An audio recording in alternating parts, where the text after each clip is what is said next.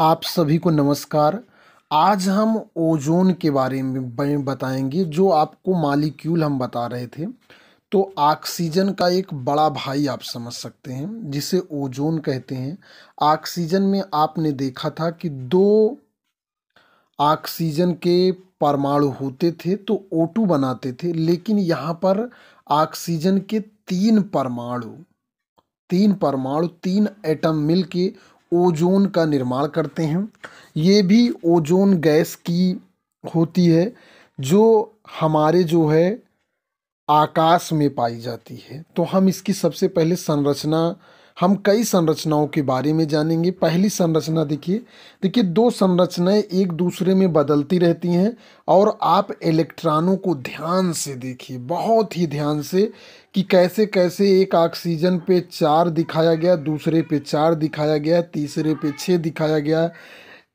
एक ऑक्सीजन के बीच में डबल बॉन्ड है, लेकिन जबकि दूसरे ऑक्सीजन के से ये तीर द्वारा शो किया गया है, जिसे उप सहसंयोजक कोऑर्डिनेशन बॉन्ड कहते हैं। ये इसलिए होता है ताकि एटम के अष्टक पूर्णता कंप्लीट रहे। तो यहाँ पर जो आपके इलेक्ट्रॉन दिखाए गए हैं, ये उप सहसंयोजक बंध के नियम से दिखाए गए हैं। अभी आपको और स्ट्रक्चर बताए जाएंगे। तो इस इलेक्ट्रॉनों के कॉम्बिनेशन और बॉन्डिंग से ध्यान से देखने से ये पता चलता है कि ऑक्सीजन एक दूसरे में चेंज होता रहता है, बॉन्ड एक दूसरे में चेंज होते रहते हैं, जिसे रिजोनेंस कहते हैं। यहाँ पर स्ट्रक्चर को जानना बहुत महत्वपूर्ण है, क्योंकि आगे ये स्ट्रक्चर बहुत ही काम आएंगे। इसलिए इसे आप लोग जो है कॉपी पे जो है अच्छी तरह से बना लीजिए, ताकि जो है आपको समझने में बहुत आसानी हो कि बॉन्ड कहाँ है और इलेक्ट्रॉन कहाँ है। तो यहाँ पर ऑक्सीजन जो है, ऑक्सीजन के इस स्ट्रक्चर में देखिए आप, यहाँ पर प्लस माइनस के रूप में दिखाया गया है कि जिसके पास, देखिए जिसके पास इलेक्ट्रॉन जो है, यहाँ पर वो तीर वाला हिस्सा नहीं दिखाया गया है। जो तीन ऑक्सीजन एटम में एक कंप्लीट बॉन्ड दिखाया गया है, तो जिस इलेक्ट्रॉन को दे रहा था उधर इलेक्ट्रॉन को ट्रांसफ़र कर दिया गया, और जिसे जो इलेक्ट्रॉन को दे रहा था उस पर प्लस और जो ले रहा था उस पर माइनस शो किया गया। ये दो स्ट्रक्चर दिखाए गए हैं, लेकिन इन दोनों के बीच में एक फ्री रेडिकल स्टेज भी होती है, जहाँ पर बॉन्ड के अलावा फ्री रेडिकल के रूप में दिखाया गया है। तो एक्चुअल में आकाश में जो ओजोन में डिप्लेशन होता है या उसकी क्षरण होता है, उसमें जो है फ्री रेडिकल रिएक्शन ही होता है। फ्री रेडिकल ही बहुत ही महत्वपूर्ण रिएक्शन होता है। तो वहाँ पर जो है फ्री रेडिकल मैकेनिज्म के थ्रू जाता है।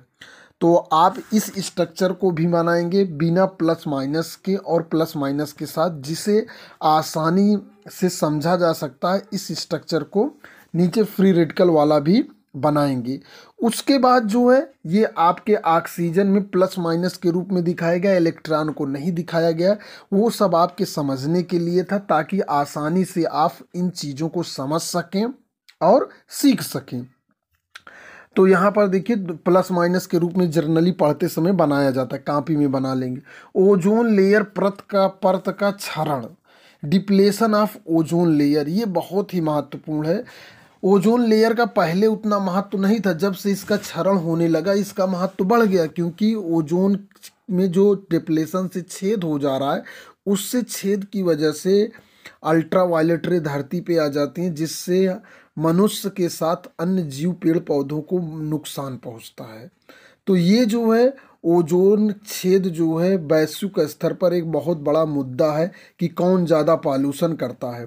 तो इसके लिए जो जिम्मेदार होते हैं वो CFC कार्बन, क्लोरोफ्लोरोकार्बन होते हैं, और HCFCS हाइड्रोक्लोरोफ्लोरोकार्बन होते हैं।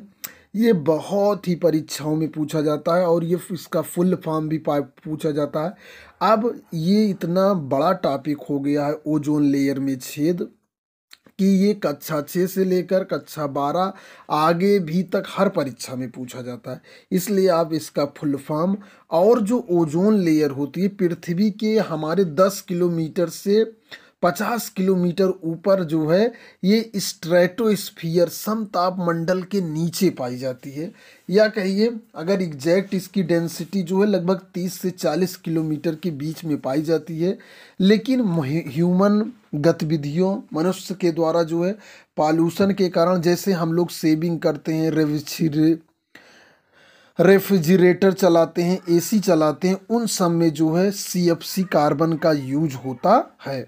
ये जो सेविंग करते हैं इसमें भी फ्लोराइड होता है, क्लोराइड, ये सब कार्बन जो बहुत ही नुकसानदायक होते हैं। धन्यवाद।